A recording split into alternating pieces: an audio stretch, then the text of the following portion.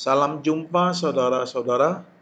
Sesudah menyaksikan video ini, Anda akan mampu menjalankan SPSS dan FUSE untuk mendeteksi masalah autokorelasi memakai metode grafik dan metode uji durbin Watson.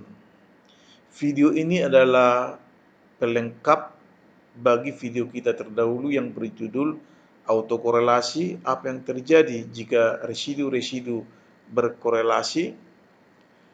Kita mulai dengan memakai SPSS.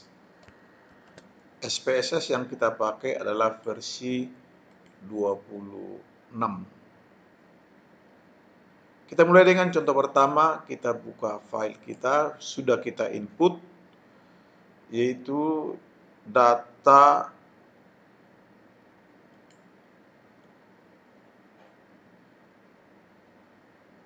tentang impor M dan GDP, Gross Domestic Product, produk domestik bruto, mulai tahun 1980 hingga 1999. Jadi jelas data ini adalah data time series. Untuk dibedakan dengan data cross section, memang masalah autokorelasi sering dijumpai dalam data time series. Untuk menunjukkan time series data waktunya, kita boleh memilih data, kemudian memilih define date and time. Tadi kita katakan data kita adalah sejak 1980 dan seterusnya, kita tuliskan 1980. Oke. Maka saudara-saudara, inilah data time series kita mulai 1980 hingga 1999. Ada 20 observasi atau pengamatan. Terkait dengan analisis uji autokorelasi, maka kita memerlukan kita menghitung lebih dahulu residu-residu yang dihasilkan dari regresi impor sebagai dependen variabel pada GDP sebagai variabel independen atau regresor. Memakai SPSS, kita pilih analyze, kemudian memilih regression, memilih linear. Kemudian kita lihat dulu M sebagai dependen, GDP sebagai independen. Statistik dalam kotak dialog ini kita mengabaikan dulu kontinu. Ini yang kita perlukan, yaitu residu-residu yang kita maksudkan tadi. Ini residu yang reguler, yang biasa, ini residu yang terstandarisasi dan seterusnya. Kita pilih yang biasa, yang reguler, residu yang biasa. Kita centang, continue, kemudian yang lain kita abaikan, kita pilih OK. Kita abaikan ini, dokumen ini, save, no. Inilah date yang kita maksud tadi, dan residu yang kita cari itu.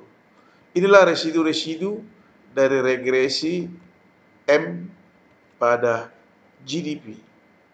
Pertanyaan yang mau dijawab terkait dengan uji autokorelasi adalah, adakah residu-residu ini berkorelasi satu sama lain? Tapi yang menjadi pertimbangan kita adalah korelasi antara suatu residu dengan sebelumnya, korelasi residu dengan sebelumnya, demikian seterusnya dengan sebelumnya. Jadi autokorelasi yang kita persoalkan di sini adalah autokorelasi ordo pertama. Ordo pertama. Kalau mereka berkorelasi secara positif, kita sebut dia autokorelasi positif. Kalau mereka berkorelasi secara negatif, maka dinamakan autokorelasi negatif. Ada dua cara untuk mendeteksi apakah residu-residu ini berkorelasi satu sama lain. Ada dua metode, yaitu metode grafik dan metode Durbin-Watson. Memakai metode grafik, kita membuatkan grafiknya, graphs, legacy dialog, kita pilih scatter, kita pilih yang sederhana, simple scatter, kemudian kita pilih sebagai sumbu Y, yaitu residu-residu sendiri, dan year not periodic yang ini kita pilih sebagai sumbu X. Kemudian kita pilih OK.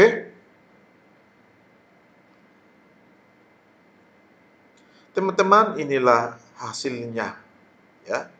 Kalau kita mau edit ini boleh, edit content in spread window. Kita mungkin menunjukkan tahun-tahun ini, angka-angka ini sebagai tahun. Jadi kita klik double, number format, kita lepas centang ini, apply, close. Ini adalah angka yang menunjukkan tahun, mulai tahun 80 hingga tahun 2000. Ini boleh juga kita bagikan angka-angka desimalnya dengan cara sama dengan tadi, number format, decimal place, kita pilih 0 tanpa desimal, apply, oke. Kita klik, kita close. Inilah hasil akhirnya. Inilah memakai metode grafik residu-residu dalam perubahan waktu ya. Jadi pada sumbu vertikal diukurkan residu yang biasa ya, yang kita pilih ini. Pada sumbu horizontal adalah tahun ya. Ini adalah garis nol, tampak bahwa residu-residu itu tidak terkonsentrasi ya, tidak mengumpul di sekitar garis nol ini. Sebab kalau demikian memang tidak ada autokorelasi. Tetapi residu-residu ini menjauh dari garis nol ini, baik di atas maupun di bawahnya. Bahkan residu-residu yang kita lihat ini membentuk pola yang relatif jelas. Awalnya turun, kemudian meningkat. Ini berarti ada indikasi, ada autokorelasi ya dalam residu-residu yang kita peroleh tadi. Secara formal ya, uji autokorelasi dapat dilakukan dengan memakai uji Durbin-Watson. Untuk itu kita close dulu dokumen ini, save now. Kemudian kita regresikan M pada GDP dengan memilih analyze, regression, linear. Kita reset dulu. Sebagai variabel dependen adalah M. Sebagai variabel independen atau regresor adalah GDP. Kemudian kita periksa kotak dialog ini, statistics. Kita biarkan ini tambah mencentang ini, Durbin-Watson sebagai tujuan kita. Continue. Yang lainnya boleh kita baikkan, kemudian kita klik OK. Teman-teman, inilah hasil regresi M pada GDP ya. Ada tabel ANOVA, ada tabel koefisien, tapi dalam hal ini kita fokus kepada Durbin-Watson, angka Durbin-Watson ini. Ya, inilah yang kita pakai untuk memeriksa apakah residu-residu tadi mengandung masalah autokorelasi. Dalam hal ini autokorelasi ordo pertama, apakah nanti hasilnya autokorelasi positif atau negatif. Kita sudah katakan sebelumnya bahwa kebanyakan time series ekonomi mengandung autokorelasi positif. Bagaimana kita memutuskan ini? Ini adalah statistik Durbin-Watson untuk kita bandingkan dengan angka Durbin-Watson dari tabel DW Durbin-Watson. Dalam hal ini kita katakan bahwa apa yang disebut dengan K aksen, K prime, yaitu banyaknya koefisien slope ini, ya, banyaknya variabel independen, yaitu sebanyak 1 GDP sendiri.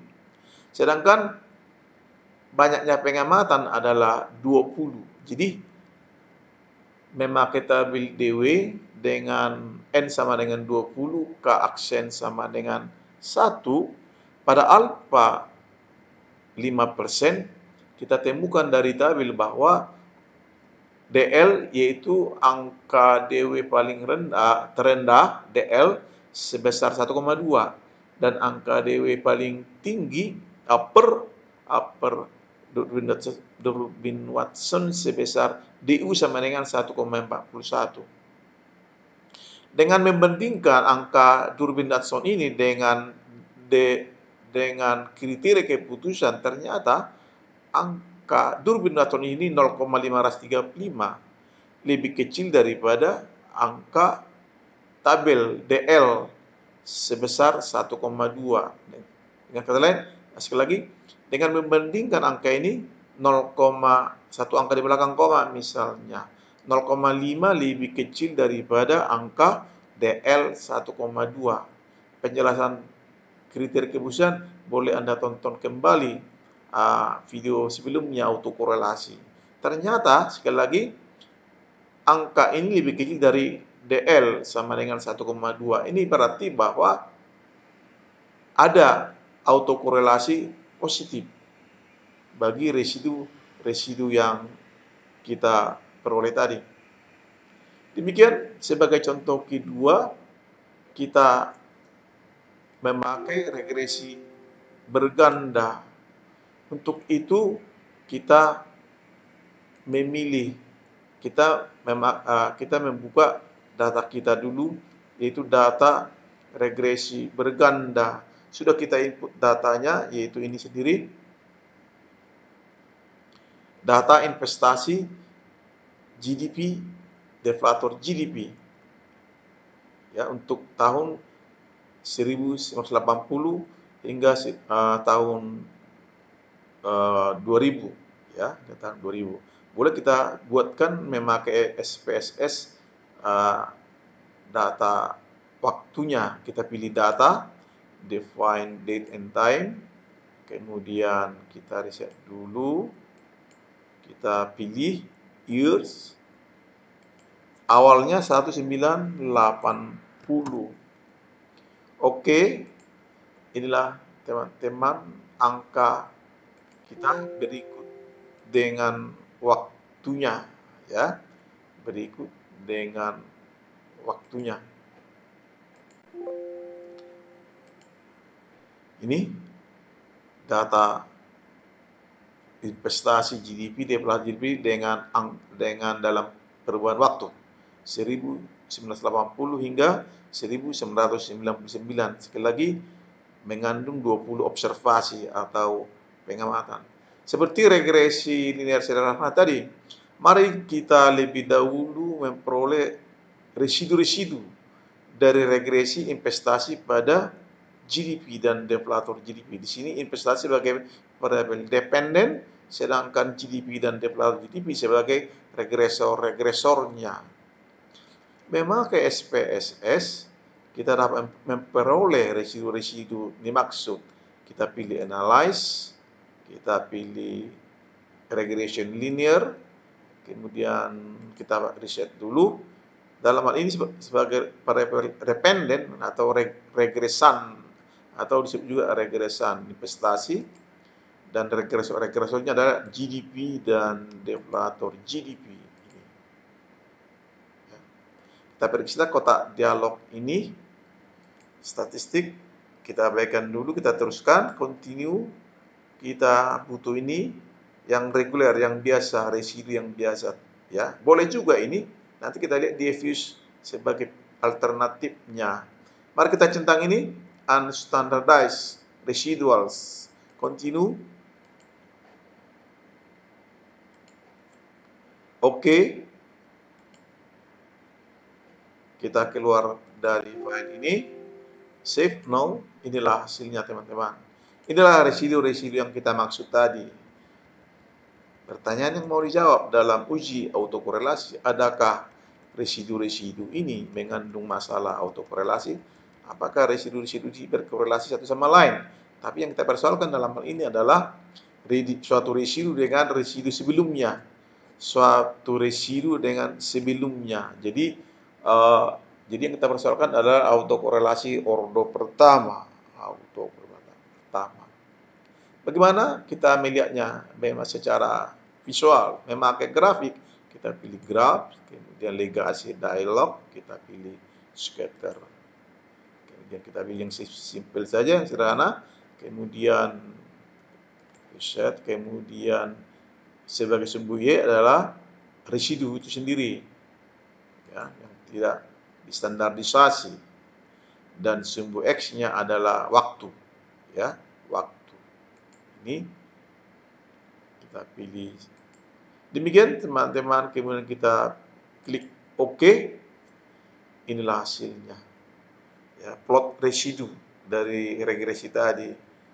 Untuk mengulangi, boleh kita edit konten ini di SPSS dalam window terpisah.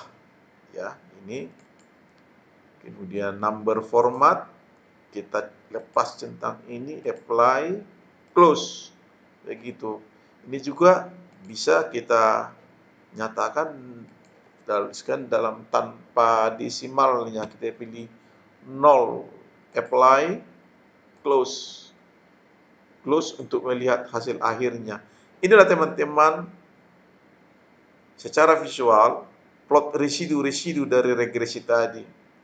Ya, inilah garis 0. Apa yang kita lihat? Ya, kesan kita adalah residu-residu ini tidak mengumpul, terkonsentrasi di sekitar garis 0 ini sebagai tanda tidak ada autokorelasi. Malah residu-residu itu menjauh, relatif jauh, ya, menjauh dari garis 0, di atas garis 0 atau menjauh di bawah garis 0. Bahkan residu-residu itu membentuk pola yang saya kira jelas mula-mula turun kemudian meningkat. Jadi ada indikasi ada autokorelasi dalam residu tadi. Tapi untuk formalnya, mari kita pakai metode yang lebih formal, yaitu metode uji Durbin Watson.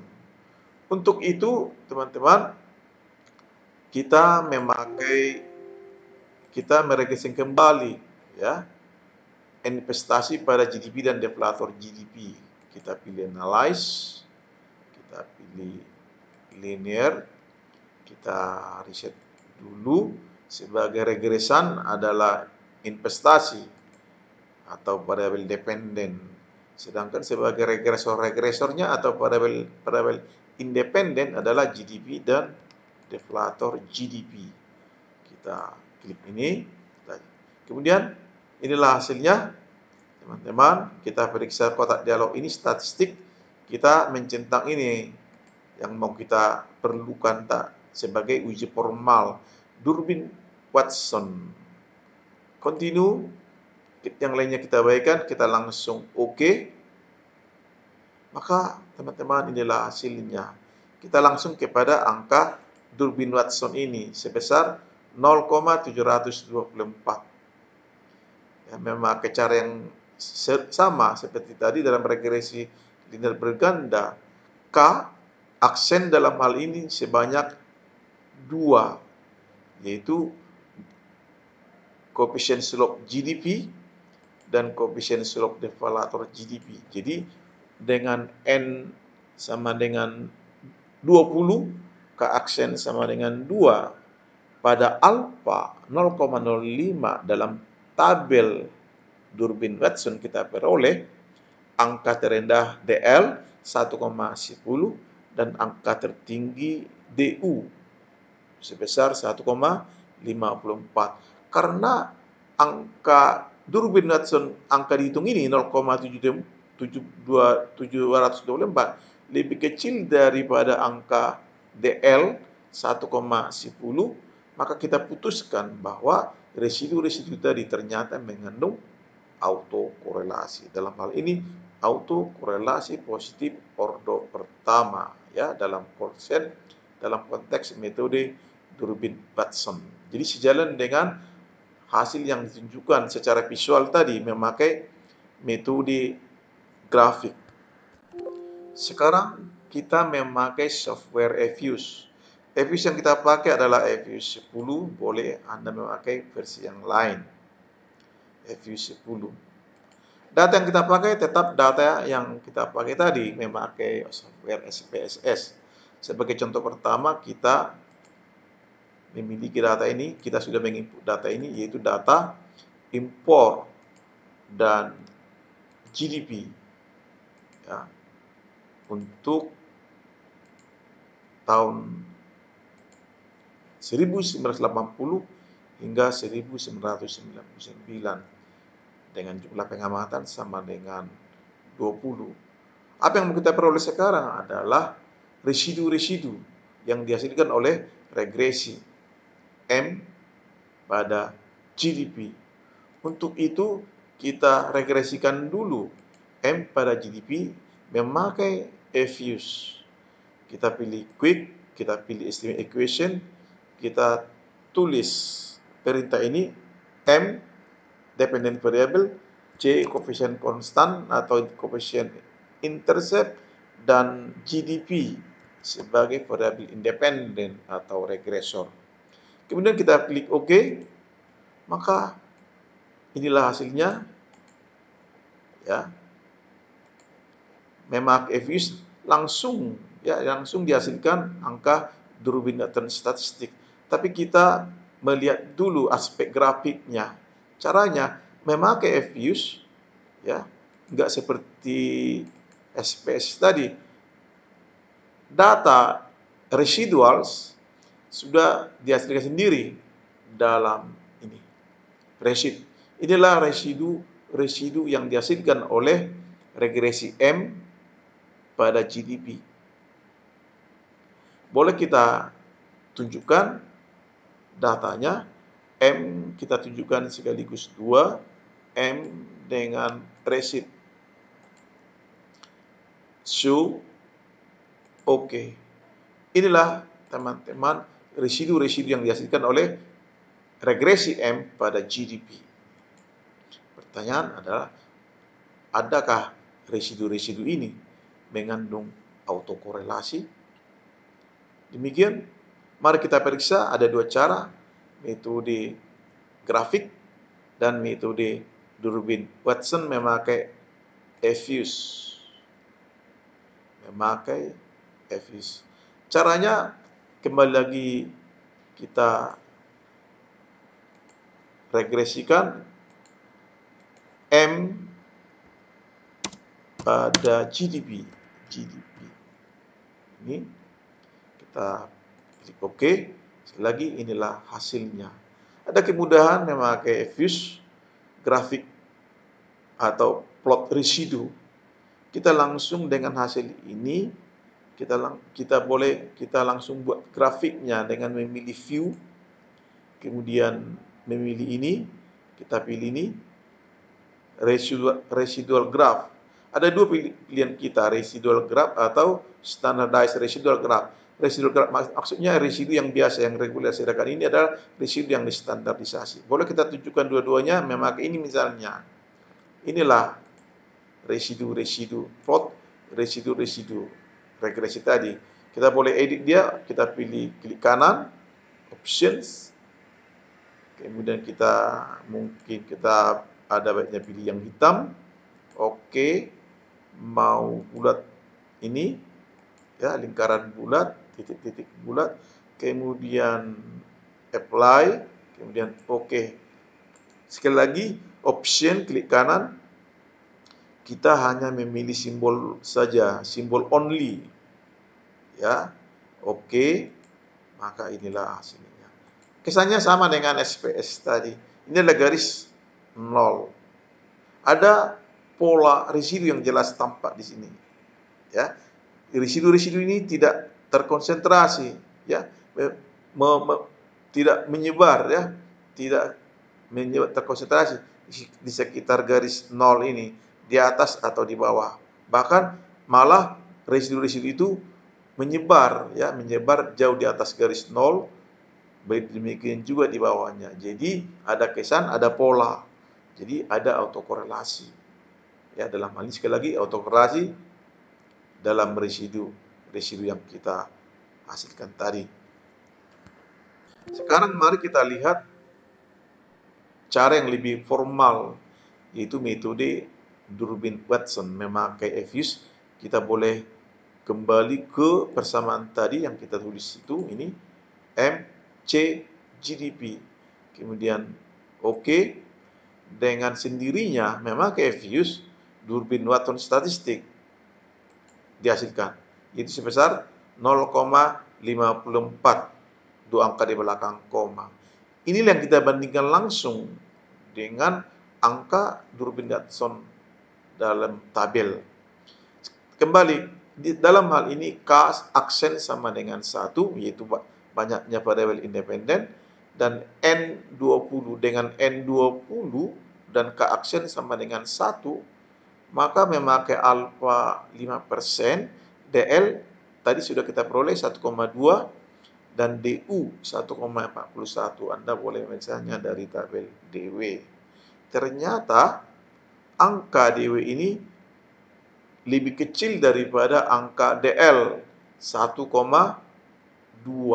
0,5 ya, lebih kecil daripada DL 1,2, yang berarti ada autokorelasi dalam residu-residu yang kita hasilkan tadi. Dalam hal ini dalam konteks uji Durbin-Watson ya, autokorelasi dimaksud adalah autokorelasi positif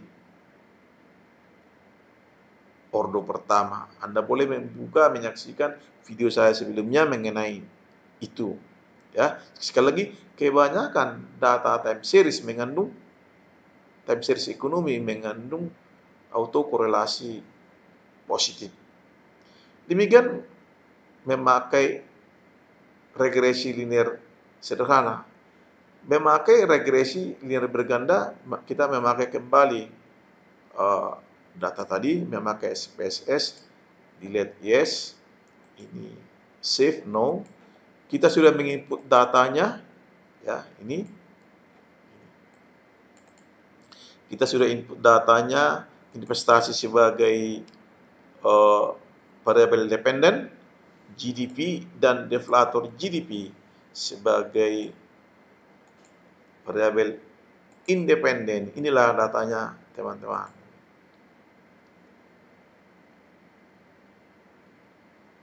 Ada dua uji tadi untuk memeriksa apakah residu-residu yang dihasilkan oleh regresi investasi pada GDP dan deflator mengandung masalah autokorelasi.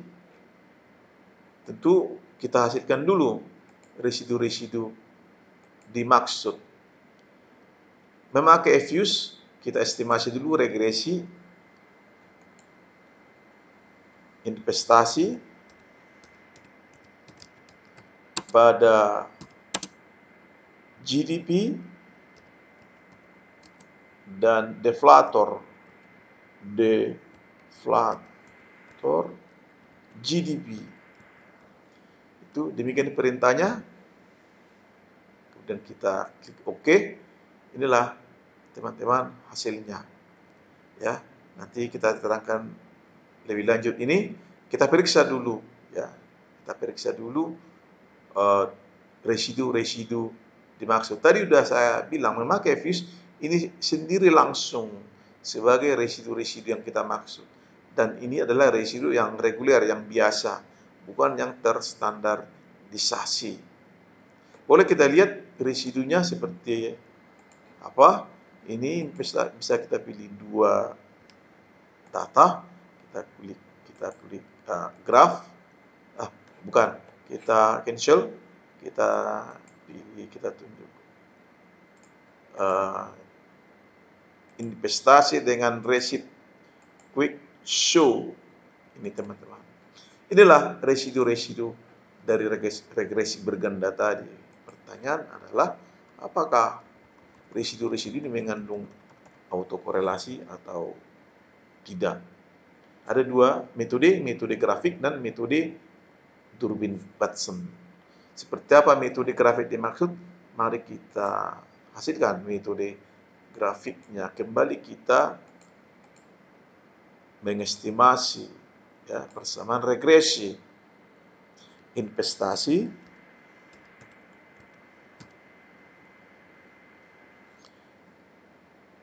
tadi sudah kita hasilkan ini. Tadi saya katakan bahwa residu ini langsung menjadi residu-residu yang kita peroleh dari regresi investasi pada GDP dan deflator GDP. Ya, coba kita periksa gambarnya residu atau dengan cara lain boleh kita estimasi ulang lagi, estimate equation investasi sebagai variabel dependen konstanta, GDP dan deflator GDP. Oke, inilah hasilnya.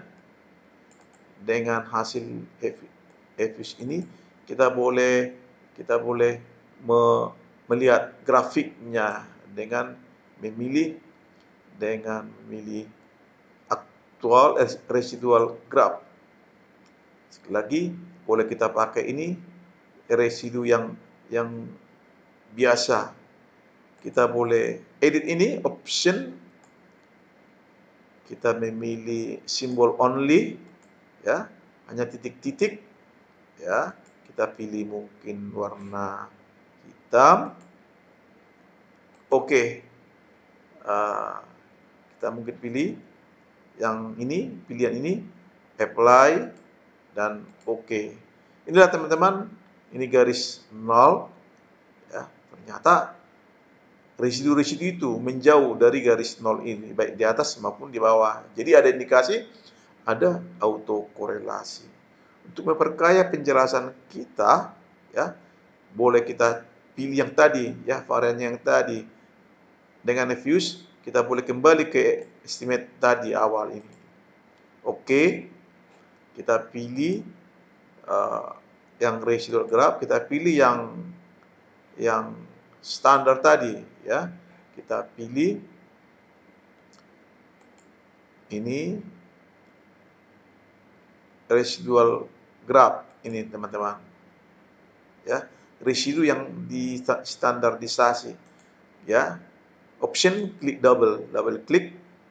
Kita pilih hanya simbol, ya. Kita pilih warna ini misalnya. Kita pilih apply. Oke. Inilah teman-teman memakai residu yang distandarisasi. Jadi kesannya sama, ya, keputusannya sama, bahwa ada indikasi autokorelasi. Ya, di mana residu-residu ini menjauh baik di atas garis 0 maupun di bawah garis 0. Sekarang kita mau melihat lebih formal lagi, ya. Ya, lebih formal lagi di luar metode grafik ini, yaitu metode Durbin-Watson. Coba kita periksa memakai EFIS, ya. Kita lihat lagi, kita boleh estimasi ulang dengan cara mengklik ini, memilih ini. Inilah perintah untuk regresi investasi pada GDP dan deflator GDP. Kita pilih oke. Kita boleh perbesar. Kita fokus pada langsung angka Durbin-Watson statistik ini. Ya. Bagaimana kita memutuskan bahwa residu-residu tadi mengandung autokorelasi? Kita bandingkan statistik Durbin-Watson ini dengan angka Durbin-Watson tabel. Ya. Jelas di sini K aksen, yaitu banyaknya koefisien slope yang diestimasi, yaitu 21, 2. Jadi K K aksen sama dengan 2. Jadi dengan N sama dengan 20, K aksen sama dengan 2. Pada alfa 0,05, maka angka DW terendah adalah 1,10. DL sama dengan 10. Dan angka DW tertinggi DU upper number 1,54. Sekali lagi, DL sama dengan 1,10, DU sama dengan 1,54. Anda periksa tabel DW. Dengan membandingkan angka ini, angka dihitung ini, statistik turbination ini sebesar 0,72 ternyata lebih kecil daripada angka DL 1,10. 0,72 lebih kecil daripada DL sama dengan 1,10. Untuk penjelasannya, lihat skema di video sebelumnya, video yang berjudul autokorelasi, apa yang terjadi jika residu-residu berkorelasi. Jadi, karena angka ini lebih kecil dari DL, maka kita putuskan bahwa residu-residu tadi mengandung autokorelasi positif. Jadi sejalan dengan hasil yang diperoleh dengan memakai metode grafik. Demikian saudara-saudara, kita sudah menjelaskan bagaimana menjalankan SPSS dan EFUSE untuk mendeteksi autokorelasi yang terdapat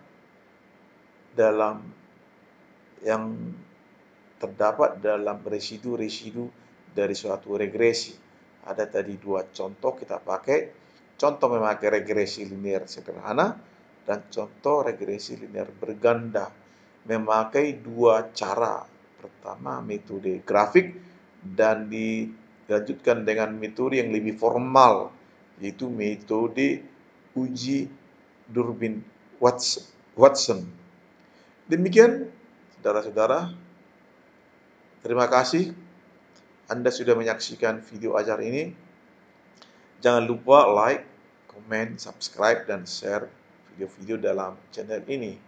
Untuk juga kesinambungan channel ini sebagai channel pembelajaran. Demikian, sampai jumpa.